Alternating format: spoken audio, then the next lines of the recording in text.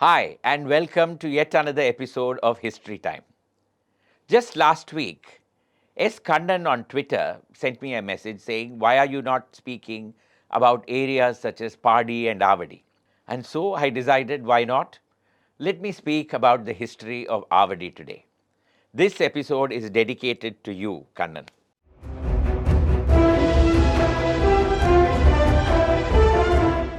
Today, there is a story that Avadi is an acronym. It is actually AVADI, Armored Vehicles and Defense Industries. The story came about because there are several army related establishments in that area. But it is just a story. There is not a shred of truth in that claim that Avadi is an acronym for those armored vehicles and defense industries over there.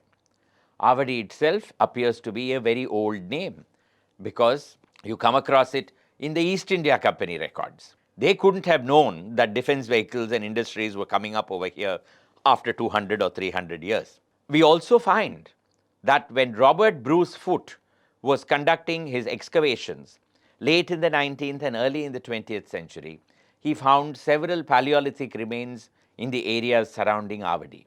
And that gives us an idea about the antiquity of the place itself. In the 19th century, when the Madras Railway Company and the South Indian Railway Company began to construct railway lines, Avadi became a railway station, and therefore the name was there even in the 1860s and 1870s. It remained an important stop as far as the railways were concerned. The real history of Avadi really becomes known to us only from the 20th century onwards. And that is essentially because of Dr. A. Lakshmipati, a well known Ayurvedic practitioner of Madras city. Dr. Lakshmipati, in reality, qualified as an eye surgeon at the Institute of Ophthalmology or the Eye Hospital in Egmore. But he gradually became highly enamored of the Ayurvedic method of treatment and eventually qualified himself as an Ayurvedic practitioner. He lived along with his freedom fighter wife Rukmini on Harris Road, which is today known as Adityanar Saleh in Egmore. And that is where he would treat his patients. Incidentally, Marshall's Road, which just runs off Harris Road, is today known as Rukmini Lakshmipati Saleh after his wife, who, as I said, was not only a freedom fighter but also became a minister in the Congress government. A bust commemorating the lady still stands opposite the Rajaratnam Stadium. Dr. Lakshmipati's practice as an Ayurvedic doctor flourished, and patients began to come from various parts of the surrounding areas to be treated by him. Now, this was a system of medicine where it was just not possible to just give a medical prescription or a tablet or a tonic and send the person away. Ayurvedic treatment required prolonged stay and a long period of intense medical care. And all that required space. Dr. Lakshmipati began to offer his own house to some of the patients, and he also began to rent some of the surrounding houses in Egmore. But eventually, the demand far outstripped the supply, and he began to wonder as to what he was going to do. He began debating about setting up a nursing home or a facility somewhere outside the city. In 1919, Dr. Lakshmipati was invited to treat a patient who was living in the village of Avadi. He went there, and by the time he finished attending to the patient, it was 7:30 in the evening. He came back to the railway station only to find that the last train had already left. He had no option but to spend the night in the veranda of his patient, and early next morning he got up to go for a walk.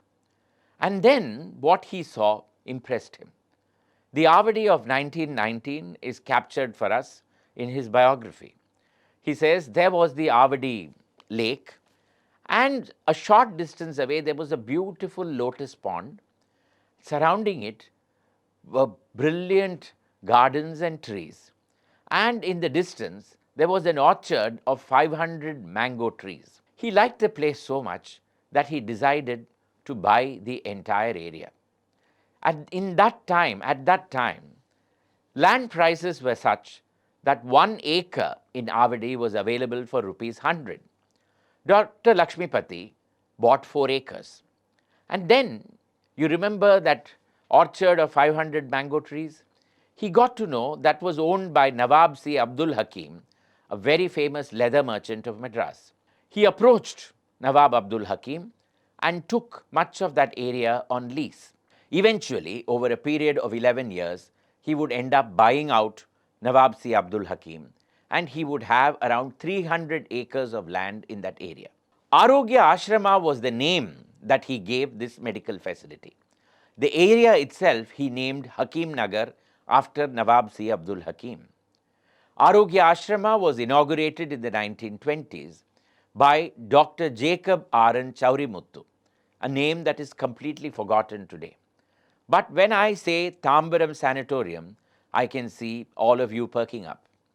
That was the first sanatorium in Madras city for the treatment of tuberculosis patients in the 1920s. Dr. Jacob R.N. Chaurimuthu qualified in England, came back and began the Tambaram Sanatorium. And it was he who inaugurated the Arogya Ashrama. Under Dr. Lakshmipati, the Arogya Ashrama flourished. Patients began coming in from all over India to be treated by him. Through Rukmini, his wife, Mahatma Gandhi got to know about the Arogya Ashrama. And when he came to Madras next, he visited the place and was greatly impressed. He invited Dr. Lakshmipati to conduct Ayurvedic medical camps wherever the Congress met. He also began sending several Congress party men and women who were unwell to the Arogya Ashrama. Dr. Lakshmipati went to several cities at the instance of Mahatma Gandhi and conducted Ayurvedic camps over there. Arogya Ashrama went on for quite some time till 1939 when the Second World War broke out. It was catastrophic as far as the British Empire was concerned.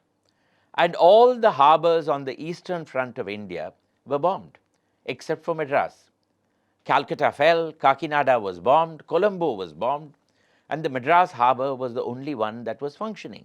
Army, battalions, soldiers, troops began descending from all over the world into Madras city. American soldiers began coming in large numbers, and they required a place to be housed. The British government decided to take over Arogya Ashrama and paid compensation to Dr. Lakshmipati. All the 300 acres were acquired and they became known as the Avadi camp. And that is where the British Army or the Indian Army of that time would be stationed during the duration of the war. Dr. Lakshmipati received handsome compensation, but he did not use it either for himself or for his family. He gave most of the money to his son-in-law, who was also a very well-known medical practitioner, Dr. B. Ramamurthy, who is considered to be the father of neurosciences in the whole of India. It was given to Dr. Ramamurthy on the condition that the money would be used for medical research. Eventually, Dr. Ramamurthy would donate the money to the Madras Medical College and the General Hospital, and the neurosciences block would be constructed there. A part of the money would also go to the voluntary health services in Tharamani, where a neurosciences block would be constructed. Both of them commemorate Dr. A. Lakshmipati in name even today. Coming back to Avadi, the British government decided eventually that it would start defense industries in the area. But then in 1947, independence came. In 1955, the Congress Party conducted its All India meet at Avadi. The arrangements were under the leadership of the famed freedom fighter and social worker Ambujammal. Kamaraj was the main man in charge of the entire arrangements, and Pandit Jawaharlal Nehru, as Prime Minister of India, took part in the camp. Following this, it was decided to revive the idea of having defense establishments in Avadi. Thereafter, the defense industries would start coming up over here only in the 1960s. The Ordnance Clothing Factory was the first to make uniforms for the army. Then came the Heavy Vehicles Factory. In the 70s came the Combat Vehicle Research Development Establishment and also the Engine Factory. That is why today, when we think of Avadi, we invariably think defense industries. And somebody very creatively came up with that story about Avadi being an acronym.